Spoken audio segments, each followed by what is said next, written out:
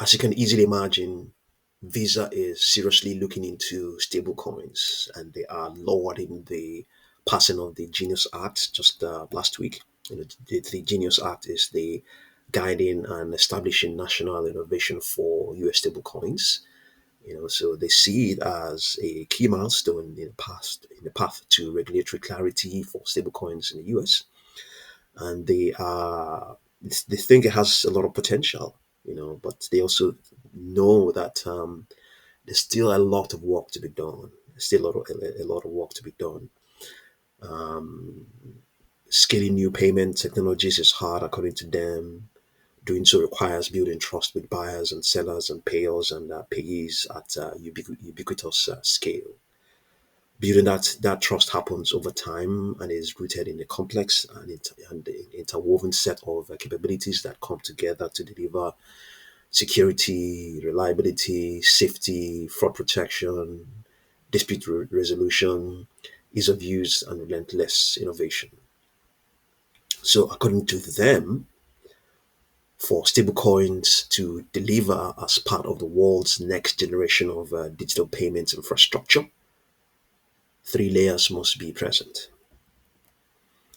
The first layer, the technology layer, there must be a robust, scalable, flexible, and open technical backbone that can safely and securely execute transactions at hyper speed and scale with zero tolerance for failure, compromise, or breach.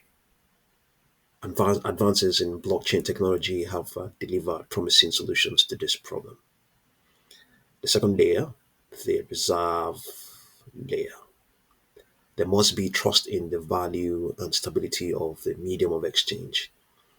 Regulated reserve backed stablecoins offer a solution to this problem. Here. Okay. The third layer, the interface layer. There must be a ubiquitous interface layer that participants actively want to take part in. This layer must deliver trust, rules, standards, security, and meaningful value to participants on both sides of every transaction. It must it must scale to cover billions of endpoint participants. It must provide an easy and convenient mechanism for users to convert value to their fiat currency of choice.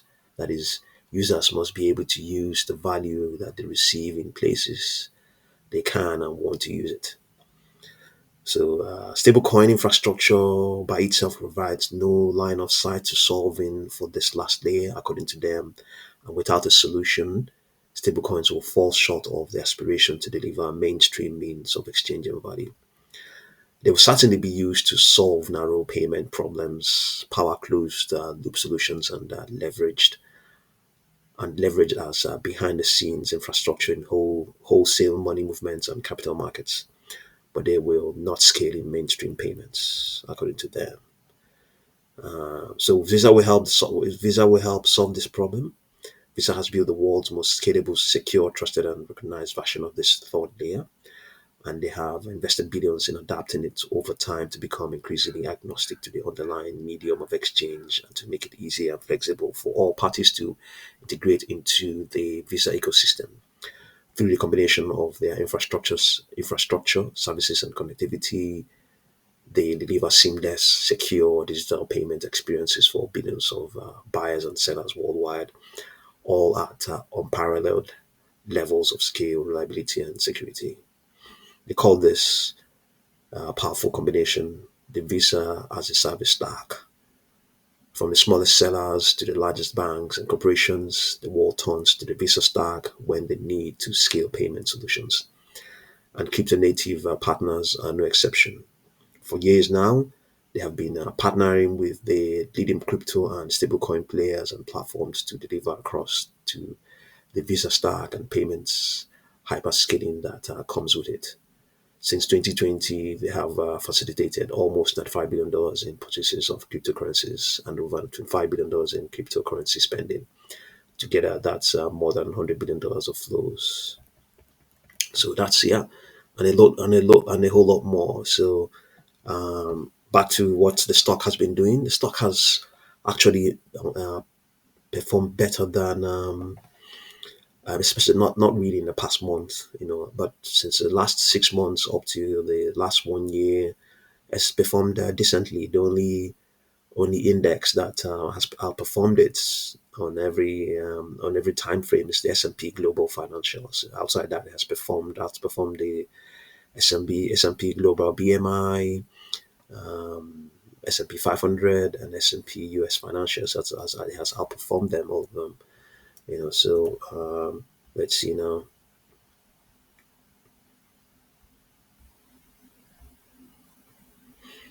Okay, in terms of its stock, this is its. Let's see the underlying trend. It looks like it's going to be a bullish one. Let's see.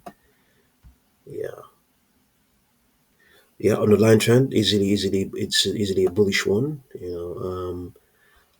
But it has got a rejection at $373 as of Wednesday, the 11th of June. Yeah, thought that it got.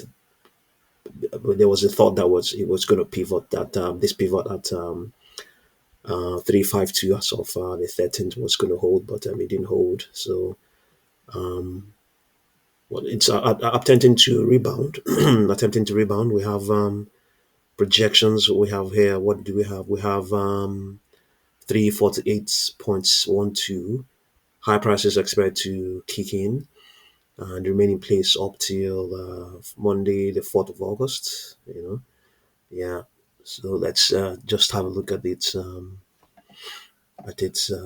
week chart and see what's going on there. Yeah, high prices expected to remain in place up till Monday, the 5th of January, 2026. 361.7, 385.65, and 400. Those are the projections for Visa. Yeah. So if you didn't know, Visa is considering stable coins. Okay. So see what you make of it, and thank you very much for watching this video.